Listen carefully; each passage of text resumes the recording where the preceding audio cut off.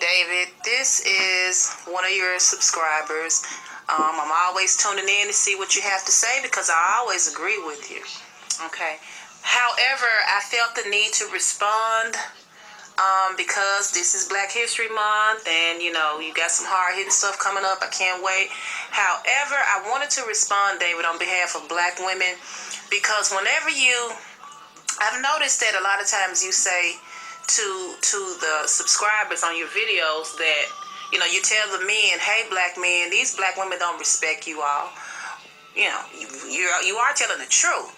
However, my problem with that statement is that you never come behind to explain why. Well, you do, but I just kind of wanted to help out. I wanted to explain to you why it is that us Black women find it difficult, and I mean very difficult, to respect Black men.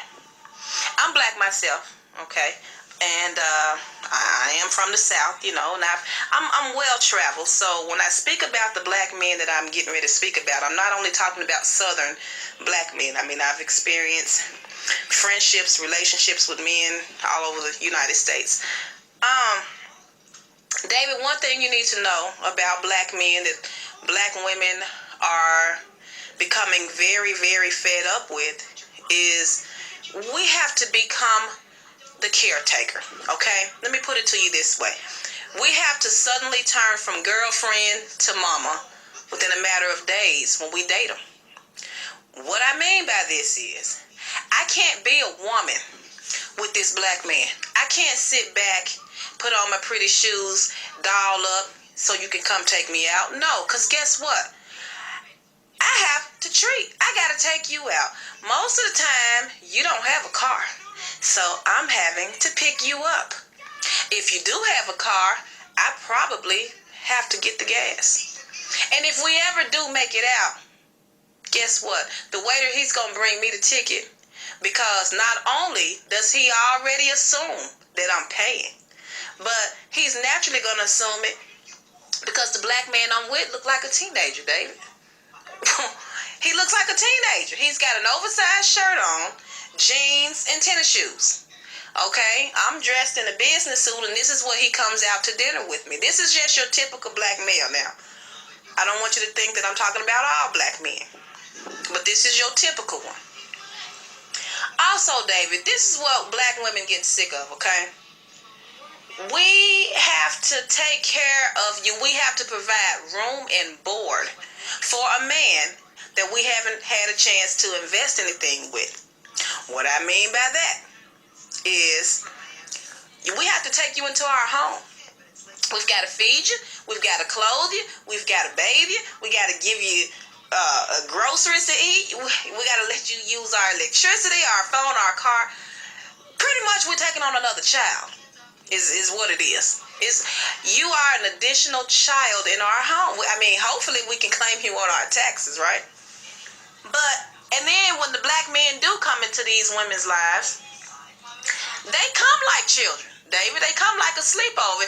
They are nomads, okay? And what I mean by that, they have their typical backpack.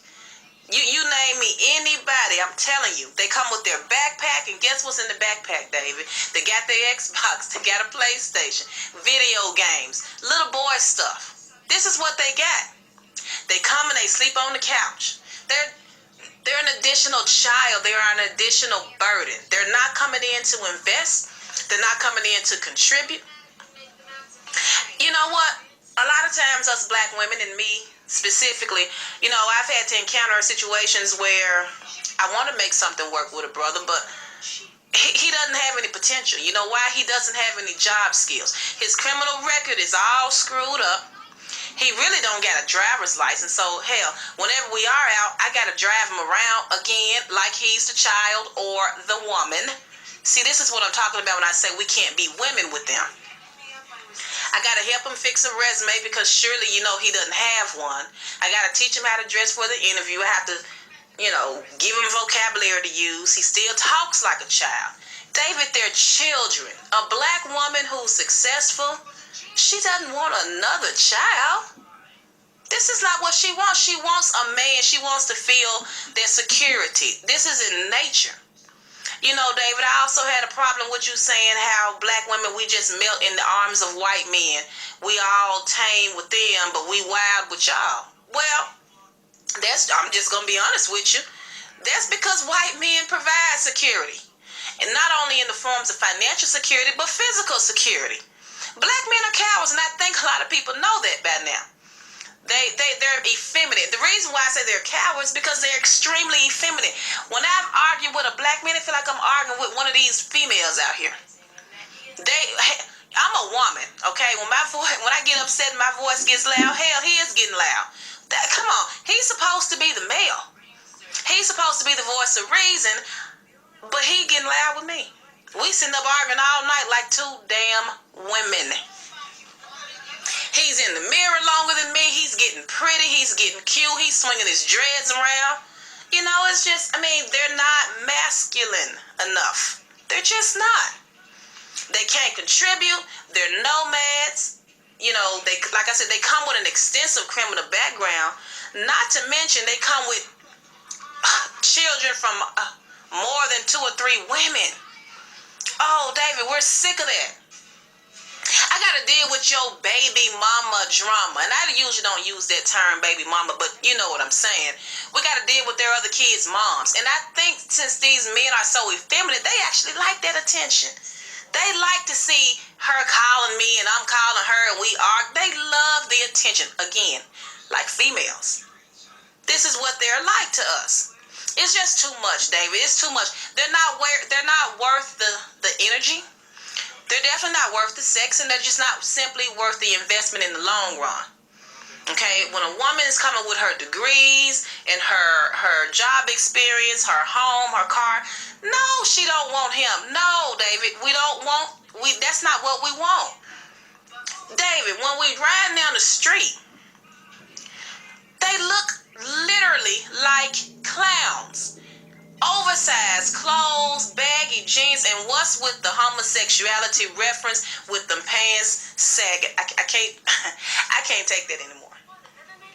I don't even know how black men think other people take them serious. What woman in her right mind is really seriously interested in, I'm going to give you my number? Give you my number for what? David, I remember one time I was at a gas station. The black man had his pants all sagging down and called himself wanting to give my number. What?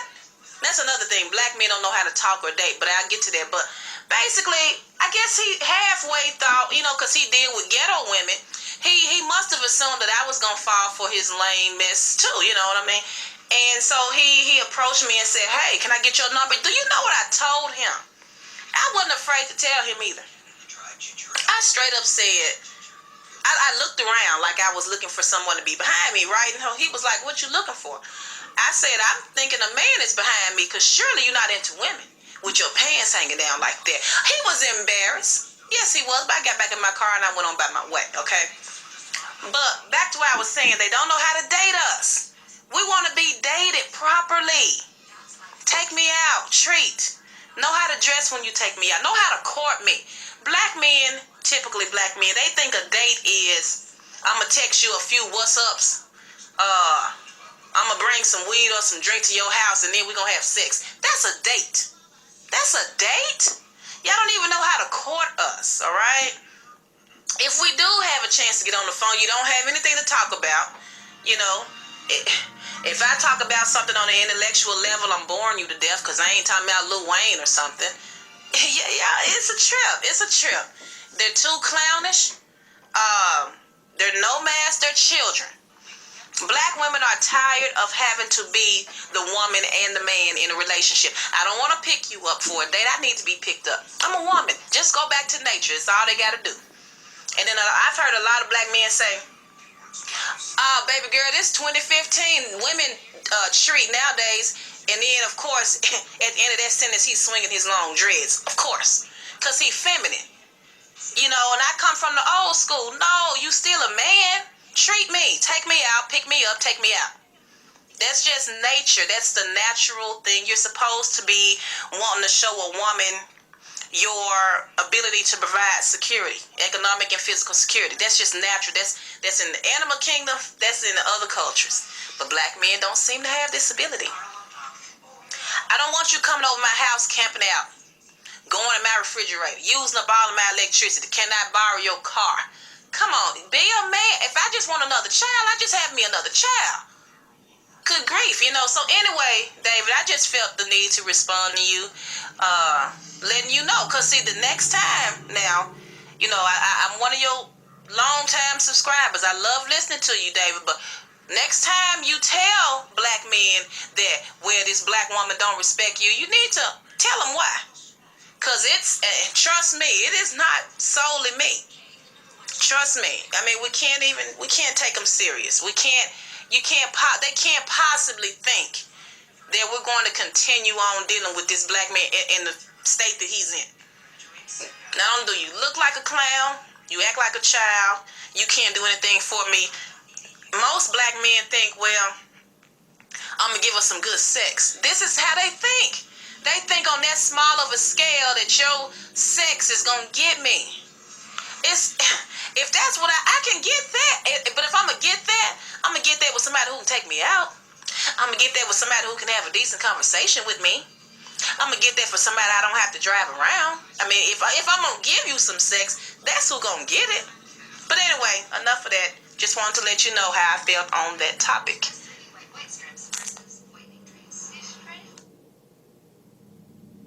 Miss, I don't know who you are, where you live, or how old you are, what you look like, your financial status, the education, or anything. I just want to say that the good Dr. Carol is no longer with us, and this call in was quite some time ago. But I feel the need to respond as I didn't hear a retort from David Carroll. And I think that was the idea when he titled this thing a part one, but I don't think there was ever going to be a part two of it. If it is, I don't know where it is. But I wanted to let you know that, I hear you as a straight black man of certain means and whatnot, which will go undisclosed. I understand where you're coming from, okay? I understand your talking points and everything. I understand everything. I listened very intently to this whole thing. I don't think many guys could have listened to this whole thing, no matter what their status was or anything, and where they were in life. I don't think anyone could have listened to this in its entirety. And the guys that can listen to this, my hat is off to your my hoodie, as it were. Now, I just want to say that everything you listed are valid points and whatnot. Okay, everything that you listed, every talking point was valid. Okay, but I gotta be honest with you. In the scheme of things, in this grand plan we call life, everything you just talked about don't mean shit. All right, it don't mean shit. All right, we are, as men, especially black men, we are not here to. We're not here on this planet to cater to your every need and whim. Okay, we're not here to make you feel comfortable or anything. We're here to live our lives as you are. Okay, and you don't understand. What you don't understand is that as human beings, as men and women, we are halves, one half of each other. Shit, ideally, spiritually speaking, and shit. You don't understand that, okay? You think that we're here to serve you and shit. That is your great failing in life, okay? This is why you're so vehemently unhappy that you would call up David Carroll and leave this trolling message and whatnot. And I understand where you were going with this and whatnot. And I think he understood because he didn't say anything or hang up in your face. He didn't do any of that shit. He just let you talk. And I think it's a teachable moment and shit because anybody listening to this with half a brain understands what they're listening to. Somebody that is, out of the game. All right? That's why you have so much vitriol for us, okay? And you talk about all these things, all these negative traits of some of the black men I suppose you've dated, when you fail to realize that most of these men were raised by their mother. in single parent households and shit.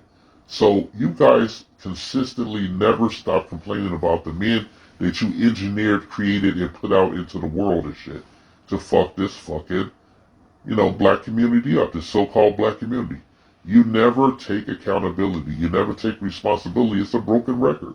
Me saying this is a broken record, but I have no other recourse and whatnot to keep saying it until it gets into your fucking head and shit, If you guys could spend decades listening to white women and outsiders, foreigners from the motherland, tell you these negative traits and give you all these talking points and shit and all this other bullshit, if you could take free money from the government to dismantle your families so that you're the sole head of it and shit, then you have to take this bitter pill and shit. You're responsible for the men that you claim that you dislike, the men you don't want to date, the men you don't want to suffer and shit. It's your responsibility to suffer them and shit. You take care of these men. You teach them how to drive a car and be responsible with money and all that bullshit. But you can't because you're not responsible with money. You're not responsible in the community and shit. You keep taking these same guys that were raised by you women to procreate with and make more of the motherfuckers and shit. And then you wonder why your neighborhood looks fucked up. You label it Blackistan, and then you say you want to get out and shit. You want to date out, and all this shit. Not realizing that by, doing what you've done for umpteen hundreds of fucking years and shit, that you are at the bottom of the fucking barrel and shit. As far as the outsiders go, as far as what they consider somebody you want to date. When you do date a guy and shit, it's not a high value man and shit. It's somebody in the middle. Some guy that has limited options in his community. And that's why he's fucking with you and shit, okay? Alright? Don't give a shit. And don't piss on my dick about Asian men and shit because they own draconian policies controlling a woman's womb and shit over there in their own country. That's why they don't have enough women and they fucking all these African women and shit. And they come out here fucking some of y'all, the ones that can get it and shit. But a lot of you, by and large, have negative traits and shit that aren't conducive to any kind of, world building and shit. No kind of generational wealth, no business arrangement if it were, no family, no nothing. And it's always still talking about physical things. You can't take that shit with you when you die, man. Okay, it's always talking about the physical. You're not talking about somebody you could build a family with and all that. You talk about children in the past tense, like you've already had these children, and you expect these men, no matter what their condition, to come in here and deal with your children, whatever age they might be, and you with a bad attitude. Who the fuck wants to deal with that? So their best interest is to try to get you to bend over and tap your ass and shit and keep it a buck and shit. And squat as long as you can. I will squat as long as I can, even if I had all the shit. If I had like a fucking Bentley and a brownstone and shit and 3 or 4 bank accounts with 7 figures in each one of them and shit, I would still try to get free shit off you. I try to get free pussy, money and food and shit, and not give barely the minimum back because I know who you are and shit. You don't deserve it. That you guys call yourself queens. We call ourselves kings and shit, warriors and whatnot. And as a black king and shit, I lament the fact that I have to sit on my throne alone. I look over there, that seat is empty because I cannot have a duplicitous, treacherous, nasty woman sitting up beside me and shit, waiting to stab me in the back. It's a lesson we learned even from the outsiders' mythology, even if we look at like King Arthur, he built up Camelot, a heaven on earth, and it was brought down by his wife who was fucking around with his best friend and shit, okay?